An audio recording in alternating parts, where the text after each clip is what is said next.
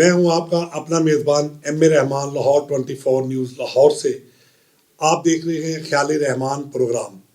اس وقت میرے ساتھ جو شخصیت اسٹوڈیو میں موجود ہے وہ کسی تعارف کی شخصیت جو شخصیت میرے ساتھ اس وقت موجود ہے وہ کسی تعارف کی محتاج نہیں. ڈاکٹر اختر حسین سندھو صاحب جو کہ گورنمنٹ اسلامیہ کالج سول لائنس کے پرنسپل ہیں، جنہوں نے اعلیٰ تعلیم حاصل کی UK انگلینڈ سے، PhD کی اسلام آباد سے، اور آج ہمارے ساتھ تشریف فرما ہیں اسٹوڈیو میں. آج ہم ان سے گفتگو کریں گے. جی ڈاکٹر صاحب کیا حال ہے آپ کے؟ جی السلام علیکم. خیریت ہے؟ میں بالکل ٹھیک ہوں. آپ خیریت سے ہیں؟ بڑی مہربانی، آپ نے مدعو کیا اور آپ کے چینل میں گفتگو کرنے کا موقع مل رہا ہے. بہت شکریہ. سر میرے لیے باعث مسرت ہے کہ میں خود بھی اس کالج سے گریجویشن کی. میرے بڑے بھائی نے بھی گریجویشن اسی کالج سے کی اور آج آسٹریلیا یونیورسٹی میں پڑھا رہے ہیں، اور چھوٹا بھائی لندن یونیورسٹی میں. اور اس میں سب سے زیادہ اہم بات، میرا بیٹا ملک دانیال جو اسی کالج سے گریجویشن کر کے ابھی حال ہی میں فارغ ہوا ہے. تو آج آپ کے ساتھ گفتگو کرنے کا مجھے موقع ملا. میں سر سب سے پہلے آپ سے میرا بنیادی سوال کہ آپ نے بنیادی اور اعلیٰ تعلیم کہاں سے حاصل کی؟ رحمان صاحب، سب سے پہلے تو یہ بڑے اعزاز کی بات ہے کہ ہمارے کالج گورنمنٹ اسلامی کالج سول لائنس نے آپ کے پورے خاندان کو ایجوکیٹ کیا، اور وہ اس وقت آسٹریلیا اور مختلف ممالک میں بہت اہم عہدوں کے اوپر فائز ہیں. یہ ہمارے کالج کے لیے بھی اعزاز ہے، اور یہ سن کر آپ سے ملاقات میں بھی یہ میں سمجھتا ہوں کہ یہ میرے لیے اعزاز ہے کہ میں اس ادارے کا سربراہ ہوں. میری تعلیم، میرا تعلق قصور کے گاؤں سے ہے، علی پور چک 6 پتوں کی چونیاں کے پاس. دوسرا میرا گاؤں کنگن پور کے پاس چاہل ہے، اور وہاں سے میں نے کنگن پور سے تعلیم حاصل کی. اس کے بعد میں قصور چلا گیا اور وہاں سے میری انٹر اور گریجویشن. اور اداروں کے ساتھ ساتھ جو اساتذہ ہیں وہ بڑے امپورٹنٹ ہوتے ہیں، کیونکہ جو اداروں کی جو بلڈنگس ہیں ان سے کہیں زیادہ امپورٹنٹ ہیں وہاں کے اساتذہ. تو یہ جن اداروں کا میں نام لے رہا ہوں، یہ وہاں کے جو اساتذہ ہیں وہ میرا اصل اثاثہ ہیں، جنہوں نے مجھے بالکل ایسی ڈائریکشن کے اوپر ڈالا کہ میں آج اس وقت ایک باعزت مقام کے اوپر ہوں. تو وہاں سے ارشاد احمد حقانی صاحب میرے استاد تھے، ڈاکٹر شبیل الحسن ہاشمی صاحب تھے، سید اظہر علی شاہ کاظمی صاحب وہ میرے استاد، طارق زیدی صاحب. تو بہت اعلیٰ پائے کے لوگ جو تھے، جو صاحب علم لوگ تھے اور صاحب الرائے شخص تھے، جن سے میں نے تعلیم حاصل کی. اور تعلیم بھی اس طرح حاصل کی کہ وہ ان کے سامنے کینٹین پہ بیٹھ کے، وہاں گراؤنڈ میں ان کے زمین پہ بیٹھ کے ان سے ہم نے تعلیم حاصل کی. جی بہت جو ہے وہ ہم نے بس کلاس کے علاوہ بھی جو ہے ان کی کوشش ہوتی تھی کہ ان کی گفتگو کو سنیں، اور ان کی گفتگو کے صدقے ہم آگے تعلیم میں منازل طے کی. اس کے بعد قائد اعظم یونیورسٹی اسلام آباد، پنجاب یونیورسٹی میں میں نے ایم اے ہسٹری کیا. اس کے بعد قائد اعظم یونیورسٹی اسلام آباد ایریا اسٹڈی سینٹر سے میں نے امریکن اسٹڈیز میں ایم فل کیا. پھر اس کے بعد university of south Hampton England میں چلے گئے. PhD کے دوران history department Quaid Azam university سے میں نے کیا. اور اس کے بعد post doctoral fellowship Royal Holloway University of London سے کیا. اور اگین جو فرق تھا وہ اساتذہ کا تھا کہ قائد اعظم یونیورسٹی میں، پنجاب یونیورسٹی میں جو میرے اساتذہ میں ڈاکٹر صادق علی گل، پروفیسر علی عباس سید، اس کے بعد اقبال چاولہ صاحب، اور یہ سارے اساتذہ. اور اس کے بعد قائد اعظم یونیورسٹی میں بہت اعلیٰ ہمارے اساتذہ تھے، جس میں اینڈریو کوچ تھے، امریکن پروفیسر تھے. اس کے بعد رسول بخش رئیس صاحب تھے، رئیس احمد خان صاحب تھے، رخسانہ کمبر تھیں، اور ڈاکٹر اسلام صاحب تھے. اور اس کے بعد ڈاکٹر سکندر حیات صاحب تھے جو میرے سپروائزر PhD میں ہوئے. تو یہ ایک پورا ایک سفر ہے. وہاں پہ انگلینڈ میں یونیورسٹی آف ساؤتھ ہیمپٹن میں این ٹالبرٹ جو پنجاب کے اوپر اتھارٹی ہیں وہ میرے استاد تھے. اور Royal Holloway University of London میں مارکس ڈائسل جو تھے وہ میرے استاد تھے. تو یہ ایک بہت خوبصورت سفر تھا، اور میں سمجھتا ہوں یہ خوش قسمتی ہے اور میرے خلوص نیت ہے اور میرا انٹرسٹ ہے ریسرچ میں، تحقیق میں، علمیت میں، کہ میں ان اساتذہ سے میں نے کسب فائز حاصل کیا ہے. سر پاکستان کا شعبہ تعلیم زوال پذیر ہے. اور اس وقت اس کی بنیادی وجہ کیا ہے؟ دیکھیں ہمارے پاس جو ہے وہ اس کو میں کہتا ہوں انٹلیکچوئل پرابلم. ہمارے کچھ پرابلمز ہیں جو مستقل چلے آ رہے ہیں. انٹلیکچوئل پرابلم یہ ہے کہ ہم اپنی کوئی چیز انوینٹ نہیں کر سکے یا بنا نہیں سکے. ہمارا نظام یہ بھی ہم نے ادھار لیا ہوا ہے باہر کے ملکوں سے. ہمارا جتنے بھی ادارے ہیں وہ سارے ہم نے باہر سے لیا. ہمارا کانسٹیٹیوشن وہ بھی ہم سے باہر ہم نے اس کو لیا. ہم نے وقت کے ساتھ ساتھ اس کو موڈیفائی نہیں کیا کہ جو ہمارے جو دھرتی ہے جو ہمارے لوکل ہمارا پاکستان ہے اس میں کوئی کمپیٹیبلٹی پیدا کر لے. تو یہ تو انٹلیکچوئل پرابلم ہے ہمارے ساتھ جو ہے وہ چل رہی ہے. اور دوسرا ہے ہمارے پاس جو نیچرل سورسز یا جو سائنس اینڈ ٹیکنالوجی میں ہماری ایکسپرٹیز نہیں ہے. اگر ہماری یونیورسٹیز اس کے اوپر بہت زیادہ ایکسپرٹ پیدا کرتی تو جو ہمارے نیچرل سورسز بلوچستان ہے دوسرے ہیں وہاں پہ اگر ان چیزوں کو اگر اپنی نیشن کے لیے استعمال کرتے تو ہمیں لوگوں سے ادھار نہ لینا پڑتا. جو بڑے بڑے ممالک ہیں ان کے سامنے جو ہے وہ ہاتھ نہ پھیلانا پڑتا اور ہمیں ایک خوددار قوم کی حیثیت سے ہم آگے چل سکتے تھے. تو بنیادی طور پہ اس وقت بھی یہ ہینڈی کیپ ہے کہ ہماری یونیورسٹیز جو ہیں وہ بہت بڑے جو ہے وہ کوئی اعلیٰ لوگ جو ہیں وہ ایکسپرٹ پیدا نہیں کر رہے, جس کی وجہ سے فار ایگزامپل میں اپنی ہسٹری کی اگر بات کروں, میرا سبجیکٹ ہسٹری ہے, کہ اگر اس وقت اگر آپ چاہیں کہ آپ کو کوئی سوئٹزرلینڈ کے اوپر کوئی ایکسپرٹ مل جائے جو ٹی وی کے اوپر بیٹھ کے اس کے اوپر بات کرے, یونان کے اوپر بات کرے, یا اور سینٹرل ایشین جو سینٹرل یورپ ہے اس کے اوپر بات کرے, یا ایون بھوٹان کے اوپر بات کرے, تو کوئی آپ کو ایکسپرٹ نہیں ملے گا. تو یہ ہماری ایک ہینڈی کیپ ہے کہ ہم ایکسپرٹ جو ہے وہ نہیں پیدا کرے اور کوئی جو صاحب علم لوگ ہیں وہ پیدا نہیں کر رہے, بلکہ ایک جو ہے وہ گھسے پٹے ہوئی جو ہے وہ ہمارے کورسز بنے ہوئے ہیں اور انہی کو لے کے ہماری یونیورسٹیز جو ہیں وہ چل رہی ہیں. کچھ پرائیویٹ یونیورسٹیز ہیں وہ ان کو لے کے ایک نیا آئیڈیا اس کو لے کے فلوٹ کر دیتے ہیں اور اس میں بہت بڑی فیسیں رکھ کے تو اس کو آگے چلا رہے ہیں. تو اس طرح ہم ایک لوگ پیدا کر رہے ہیں پیسے کمانے کے لیے. ایک جو صاحب علم و فن ہے وہ پیدا کرنے میں ہمارے ادارے سٹل ناکام ہیں. تو یہ سب سے میرے خیال میں پرابلم ہے پاکستان. 4 سالہ ڈگری پروگرام کا آغاز ہو چکا ہے, اس سے نوجوان نسل کس حد تک مطمئن ہے؟ دیکھیں اس سے نوجوان مطمئن بالکل نہیں ہیں, لیکن ہم نے دنیا کے ساتھ چلنا ہے. اور یہ ایک ویژن ہے کہ پہلے آپ کو بہت اچھی طرح معلوم ہے کہ ہمارے جو لوگ جہاں وہاں باہر پہ پی ایچ ڈی کرنے جاتے تھے ان کو دوبارہ گریجویشن کرنی پڑتی تھی. اب ہماری جو ہے یہ ڈگری انٹرنیشنل لیول کی ڈگری ہے, لیکن اب پرابلم یہ ہے کہ وہاں پہ ہم ایک آئیڈیا باہر سے لیتے ہیں, اس کو امپلیمنٹ کرنے میں ہمیں پرابلم ہے کیونکہ ہمارے پاس ہیومن ریسورس نہیں ہے, ہمارے پاس اس لیول کی لیبارٹریز نہیں ہے. میں جب انگلینڈ میں پڑھ رہا تھا تو ہمارے ایک دوست تھے وہ آکسفورڈ یونیورسٹی میں کیمسٹری میں پڑھ رہے تھے. تو جب میں سنڈے کو بھی کبھی آکسفورڈ جاتا تھا تو وہ کہہ رہا تھا کہ یار مجھے زیادہ سے زیادہ یہاں میں وہ he was found in the laboratory. تو وہ کہتا تھا کہ مجھے یہاں زیادہ سے زیادہ دیر رہنے دیں کیونکہ یہاں سے جب میں واپس پاکستان چلا جاؤں گا تو وہ مجھے اکوپمنٹ نہیں ملیں گے. تو مجھے بڑی خوشی ہوتی تھی کہ یہ نوجوان جو ہے وہ اتنا جو ہے وہ ڈیڈیکیٹڈ ہے اپنی اسٹڈی کے ساتھ.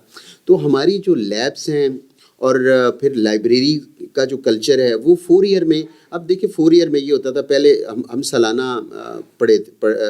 جو سسٹم ہے اس میں یہ ہوتا تھا کہ ہم 6 مہینے آرام سے گزارتے تھے, اس کے بعد 3-4 مہینے تیاری کرتے تھے, 3 مہینے تو ویسے چھٹیاں رہتی تھیں اور اس کے بعد ہم امتحان دے کے پاس ہو جاتے تھے.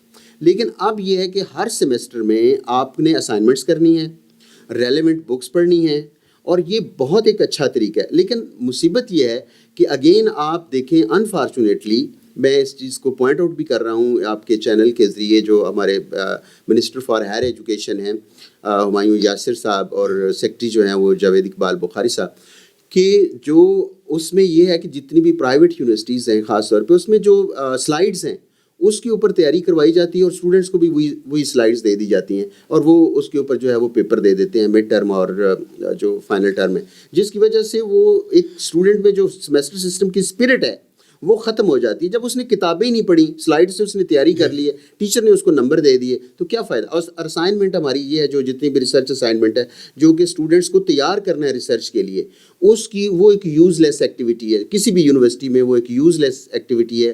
کسی یونیورسٹی میں آپ کو نہیں ملے گی کہ جس نے اسائنمنٹ اسٹوڈنٹس نے کی ہے ان کو لائبریری میں سنبھال کے رکھا ہو, کیونکہ اس کی کریڈیبلٹی نہیں ہے, وہ سارا اس نے نقل کر کے پلیجرائزڈ مٹیریل لکھا ہوا ہے. مختلف اخبارات میں آپ کے کالم شائع ہوتے ہیں. کوئی ایسی کتاب جو آپ نے لکھی ہو یا کتابیں جو آپ نے لکھی ہو؟ میری رحمان صاحب کتاب سب سے پہلے کتاب چھپی تھی دل دا چانن پنجابی شاعری کی کتاب ہے. اس کے بعد کبھی تو آؤ اردو شاعری کی کتاب ہے. جو میری ریسرچ کی کتاب ہے، جو میرا ایریا آف ریسرچ ہے، اس میں Punjab and anatomy of Muslim Sikh politics کہ جو 1940 سے لے کے 1947 تک جو پنجاب میں پالیٹکس رہی ہے سکھوں کی اور مسلمانوں کی، اس کے اوپر شرومنی اکالی دل کی اور آل انڈیا مسلم لیگ، تو اس کے اوپر وہ ہے. اس کے بعد مارٹن لوتھر کنگ جونیئر کے اوپر میرا ایم فل کا تھیسس تھا، وہ کتاب موجود ہے. اس کے بعد جو قائد اعظم کے ساتھی تھے چوہری محمد حسین چٹھا صاحب، ان کے اوپر میری کتاب ہے. اس کے بعد تاریخ یورپ کی کتاب ہے. ایک فکرت ہے جو میں کالم چونکہ شروع سے لے کے لکھتا ہوں. جب میں اسکول میں 8ویں جماعت میں تھا، جب میں پہلی دفعہ اخبار میں چھپا تھا، اور اس وقت میں نوائے وقت اسلام آباد میں لکھتا ہوں. 12 سال ہو گئے مجھے لکھتے ہوئے.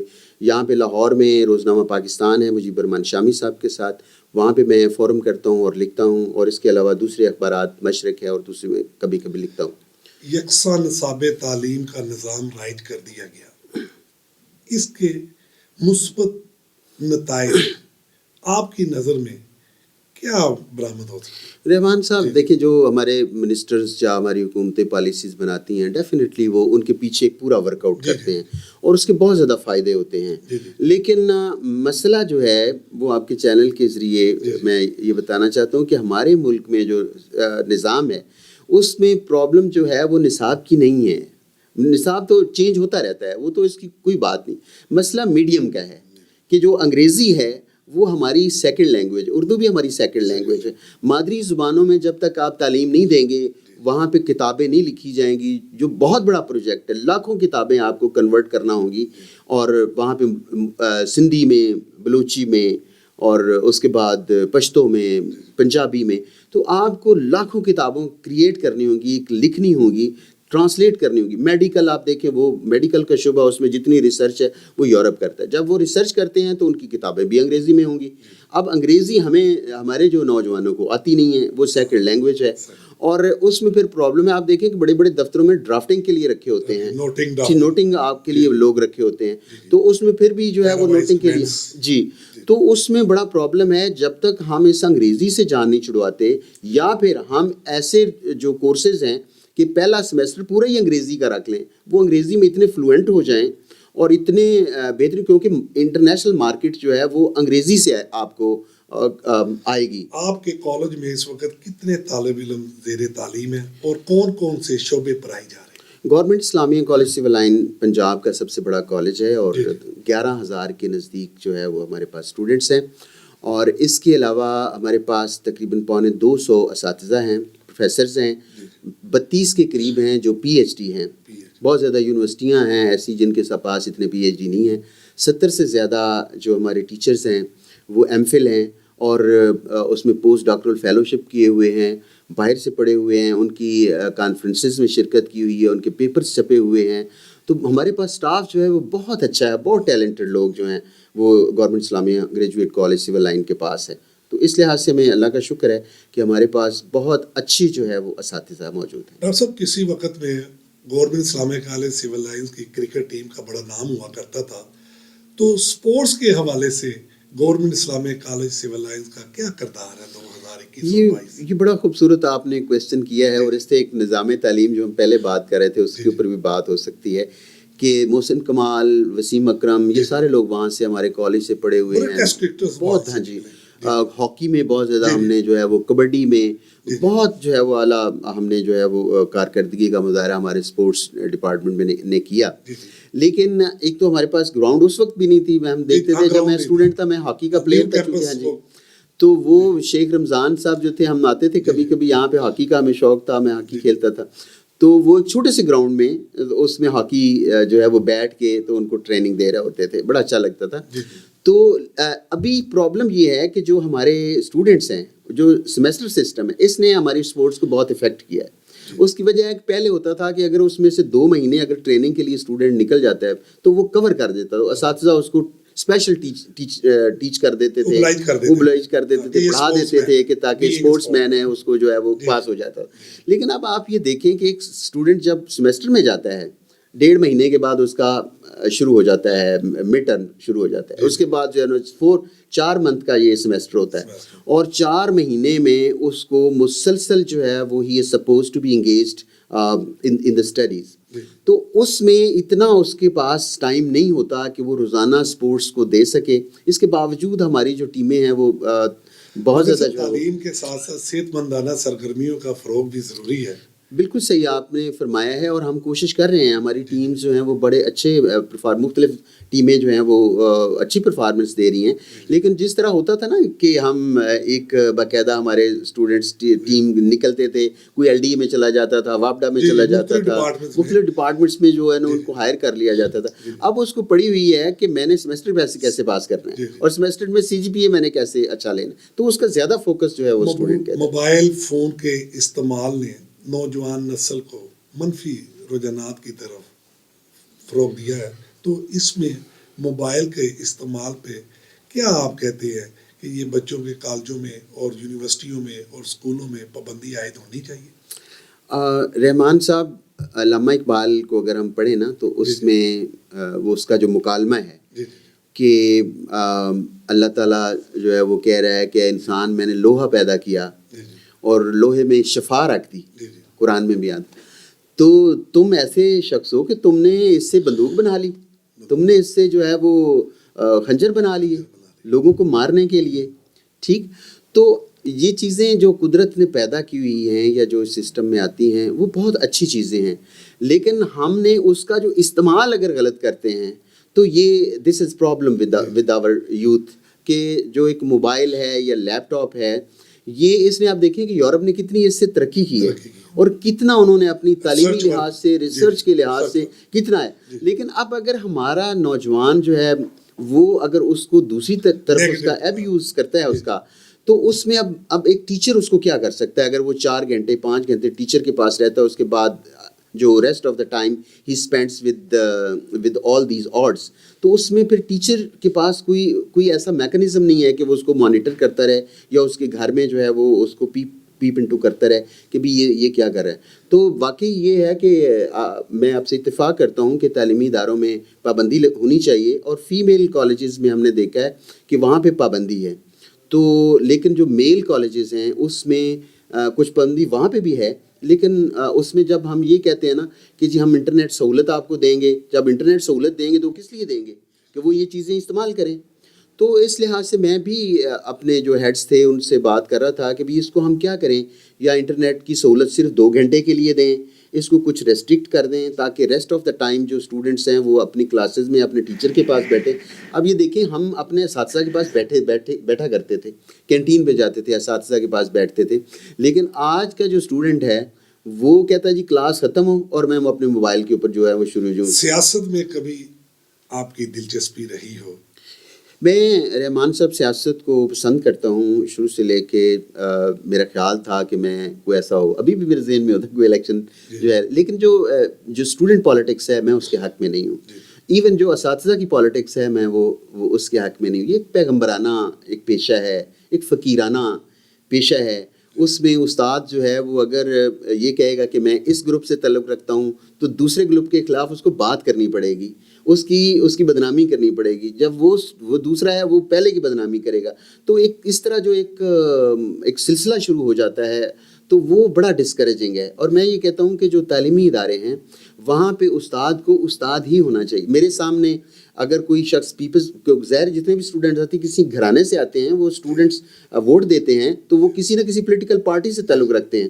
تو اگر آپ ان کو اس طرح کی پولرائزیشن شروع کر دیں گے تو وہ اسٹوڈنٹس کا جو ایک نیچرل انہوں نے آگے آنا ہے ایک اسکالر کی حیثیت سے, کسی نے شاعر بننا ہے, کسی نے کالمسٹ بننا ہے, کسی نے سائنسدان بننا ہے, کسی نے ٹیکنالوجی کے لیے IT ایکسپرٹ بننا ہے, تو وہ کہیں ایسا نہ ہو کہ وہ اس میں الجھ جائیں. اور کئی پیرنٹس آج کل سیکورٹی کی یہ سچویشن ہے کہ اگر کسی بچے کو کوئی بچہ جو ہے وہ اگر ہٹ کر دے, جو کہ عام سی بات ہے جو جب یہاں نوجوان ہوتے ہیں, تو اس کے پیرنٹس اتنے انسیکیور ہو جاتے ہیں کہ وہ کہتے ہیں کہ ہم نے کالج میں بچوں کو بھیجنا ہی نہیں ہے. تو جب یہ سچویشن ہے تو اس میں پھر بندہ پولیٹکس بھی جو ہے وہاں پہ کالج میں شروع ہو جائے تو میرا خیال ہے کہ یہ کوئی ہیلدی ایکٹیویٹی نہیں ہوگی. سو میں اس چیز کے فیور میں نہیں ہوں. جی ناظرین، یہ تھے ڈاکٹر اختر حسین سندھو صاحب جو آج ہمارے ساتھ اسٹوڈیو میں موجود تھے. ناظرین، ترقی یافتہ قوموں کی پہچان تعلیم سے ہوتی ہے.